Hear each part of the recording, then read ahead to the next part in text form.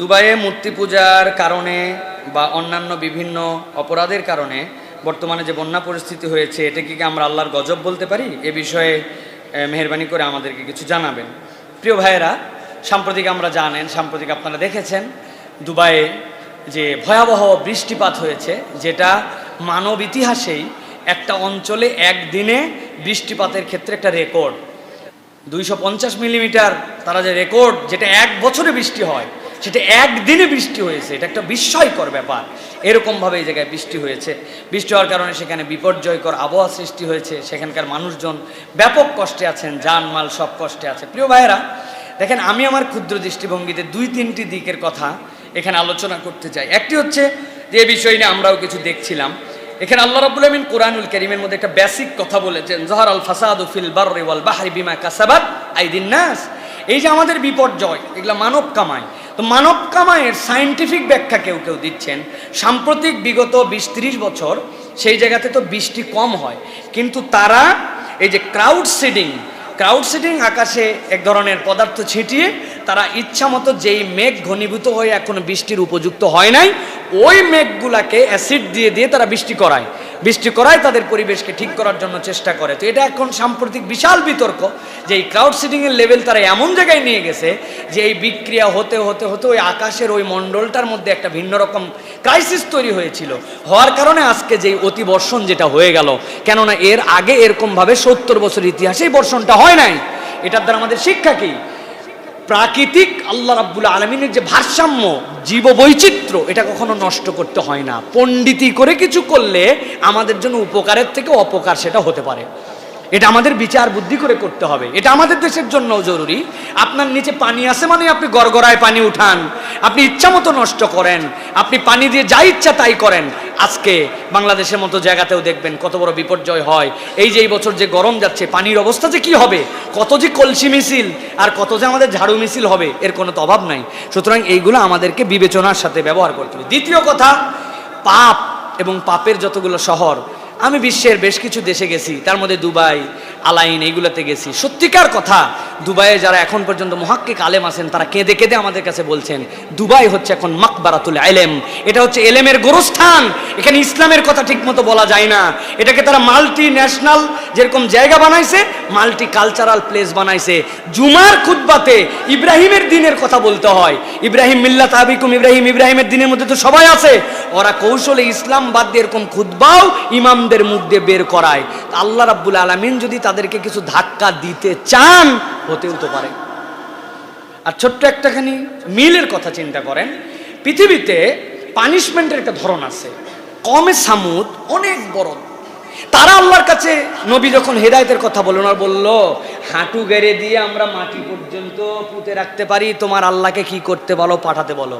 আল্লাহ ওদেরকে বাতাস উড়াইছে, ভারী দেখাইছে বেশি, আল্লাহ বাতাসে উড়াই দিছে। আরেক দল তীব্র বিরোধিতা করছে, আল্লাহ জমিন উল্টায় দিছে। তো এই দুবাই, এই মরু অঞ্চল, এইটা তো বৃষ্টিপ্রবণ এলাকা নয়। আল্লাহ তাদেরকে চোখে দিয়ে দেখাচ্ছে যে পৃথিবীতে যে বৃষ্টি একদিনে এক বছরে হতে পারে, আল্লাহ চাইলে যেখানে বৃষ্টি হয় না ওখানে এক বছরের বৃষ্টি একদিন দিতে পারে। এইভাবেও তোমাদেরকে নাস্তানাবুদ করতে পারে। যেই গজানি উপর দিকে উঠাইছো, এটা আল্লাহ রাব্বুল আলামিনের কাছে একটা বাতাসের মামলা, এইগুলো ধাম করে পড়ে যেতে পারে। রব্বুল আলামিন দেখাচ্ছেন যেই সমুদ্রের মধ্যে জাহাজ চড়ে, সেইটাকে আল্লাহ রাব্বুল আলামিন দুবাই এয়ারপোর্ট বানায়া ওই বিমানগুলাকে ওইরকম সাফিনা বানায় দিতে পারে। কিন্তু আমরা জানি না আদৌ তাদের বোধের জায়গা জাগ্রত হবে কিনা। মুসলিম উম্মার তো আজকে বোধ মরে গেছে। মুসলিম উম্মা কোনোটাকেই তারা ডাইরেক্ট ঘোষণা দিয়েছে এটা প্রাকৃতিক বিপর্যয়, আমরা সেরে উঠবো। আর সবচেয়ে বড় বিষয় হচ্ছে, প্রিয় ভাইরা, অন্যের বিপদে কি হলো, কার উপর গজব আসলো, কে কোন আমলে গজব করলো, এই চিন্তা করা আমাদের জন্য বড় বেশি বিলাসিতার চিন্তা। কেননা আমরা নিজেরাই পাপের স্বর্গে বসবাস করতেছি, ঠিক না ভাই? গুলশানের মতো জায়গায় মেয়েরা মদ খেয়ে রাস্তায় এসে মারামারি করে, পুলিশ তাদেরকে ধরার পরে পুলিশ পর্যন্ত বিপর্যস্ত হয়।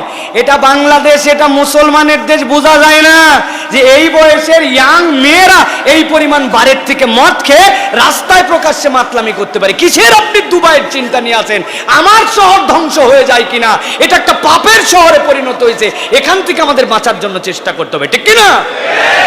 আপনি আপনার বাচ্চার খবর জানেন না, আপনি জানেন সে বিড়ি খায়, কিন্তু বিড়ি খাওয়া বাদ দিছে, বিড়ির মধ্যে ভরে গাঁজা খায়, ও হিরোইন খায়, ও নেশা খায়। আপনার ঘরের মধ্যে এরকম নেশা করা আছে, আপনি কিসের দুবাইয়ের চিন্তায় আছে? আমাদের নিজেদের হেদায়েতের চিন্তা করতে হবে প্রিয় ভাইয়েরা। আর আল্লাহ রাব্বুল আলামিনের কাছে আশ্রয় প্রার্থনা করতে হবে, আল্লাহ তাদেরকেও হেদায়েত দাও, আমাদেরকে হেদায়েত দাও। কারো বিপর্যয়ে মুসলমান কখনো খুশি হবে না। ঠিক হয়েছে, ওদের শিক্ষা একটা দরকার ছিল না ভাই, এটা আমি বলতে পারি না। আমি আল্লাহর কাছে বলতে পারি তাদের যে বিপর্যয়, আল্লাহ সেখান থেকে যে যে কারণে বিপর্যয় হয়েছে তাদেরকে হেদায়েত দান করে দাও। আল্লাহ রাব্বুল আমিন তাদেরকে শুধরায় দাও। তারা তো আমারই ভাই, তারা তো আমারই ভূমির লোক। এই মানুষগুলোর হেদায়েত আমাদের জন্য অনেক বড় জরুরি। মধ্যপ্রাচ্যের আরব বিশ্ব যদি ঠিক হয়ে যায়, পৃথিবী টাইট হয়ে যেতে 15 মিনিট লাগবে। 15 মিনিট, 15 মিনিটস। আপনি সারাদিন ওই এ পণ্য সে পণ্য যেগুলো আমরা বর্জন করতেছি, এগুলো আমাদের ইমানে আল্লাহর কাছে জবাব দেওয়ার জন্য আমাদেরকে করতে হবে। কিন্তু ওরা যদি 15 মিনিটের একটা বর্জনের ঘোষণা দেয়, দুনিয়া শুধরাই যাবে, ঠিক কিনা? কিন্তু আমরা আল্লাহ রাব্বুল আলামিনের এই বান্দাগুলোর মধ্যে হেদায়েতের সেই রূপ দেখতে পাচ্ছি না। আল্লাহ আমাদেরকে বোঝার তৌফিক দান করেন প্রিয় ভাইয়েরা। আরেকটা জিনিস সাথে সাথে দেখেন, নগরায়নে, এটা আসলে এটা আপনাদের ফ্যামিলিয়ার হিসেবে বলতেছি, ওরা অনেক আগায় না প্রযুক্তিতে, চিন্তায়, চেতনায়, কিন্তু তারা একটা এয়ারপোর্ট বানায় ফেললো। সেখানে তারা এই রকম চিন্তা করলো না যে এখান থেকে পয় নিষ্কাশন ব্যবস্থাটা কেমন হবে, রাস্তার পয় নিষ্কাশন ব্যবস্থাটা কেমন হবে। বৃষ্টি তো হতেও পারে, অনেক বেশি হয়ে গেছে, এটা ঠিক, কিন্তু তাদের এই পরিকল্পনাতেও কিন্তু ঘাটতি আছে। এর দ্বারা বোঝা যায় দুনিয়ার মানুষ যত পরিকল্পনাই করুক, আল্লাহ রাব্বুল আলামিন যদি কোনো পরিকল্পনাকে ফেল করাতে চান, তাহলে আল্লাহ রাব্বুল আলামিনের কাছে এটা কোনো বিষয়ই না, ঠিক কিনা? সুতরাং প্রযুক্তি দিয়ে, কৌশল দিয়ে, বুদ্ধি দিয়ে এইগুলা নয়, বরং আল্লাহর দয়া দিয়ে আমরা বেঁচে থাকতে পারি। আল্লাহর কাছে জন্য বিনয়ী হয়ে যেতে হবে। আল্লাহ যেন আমাদেরকে বুঝানোর তৌফিক দান করেন, বল আল্লাহুম্মা আমিন। পৃথিবীতে যত গুনাহ হয়, পৃথিবীর যত বেশ্যা আছে, পৃথিবীর যত নোংরা আছে, এগুলো সারা পৃথিবীতে মিলে যতগুলো হয়, একদিনে আমি শুনছি দুবাইয়ে তার থেকে বেশি হয়। আল্লাহ রাব্বুল আমিন যে এদেরকে সবগুলাকে ফালায় দিয়ে উল্টায় পাল্টায় শেষ করে দেন নাই, এটাই আল্লাহর দয়া। আল্লাহ বাকিটুকু আমাদেরকে বোঝানোর তৌফিক দান করেন, আমাদের নিজেদেরকে হেদায়েত নেওয়ার তৌফিক দান করেন।